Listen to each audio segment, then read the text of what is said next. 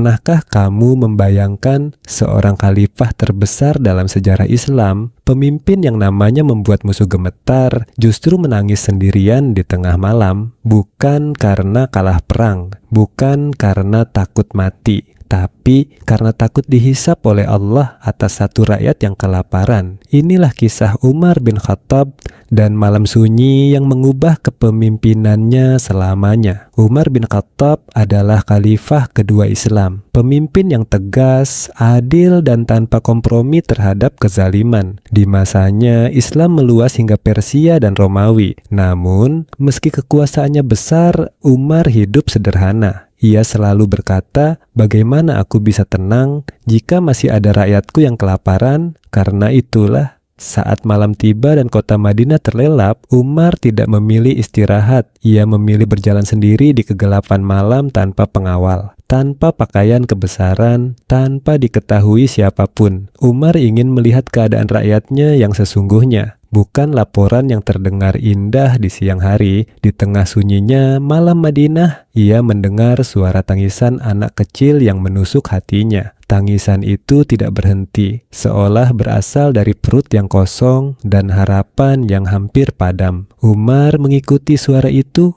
hingga tiba di sebuah gubuk sederhana. Di depan gubuk itu, seorang ibu duduk di samping api kecil. Di atasnya sebuah panci mendidih. Umar bertanya dengan lembut, "Wahai ibu, mengapa anak-anakmu menangis?" Dengan suara lelah, sang ibu menjawab, "Mereka lapar dan aku tak punya apa-apa untuk diberikan." Umar menunjuk panci itu. "Lalu, apa yang sedang engkau masak?"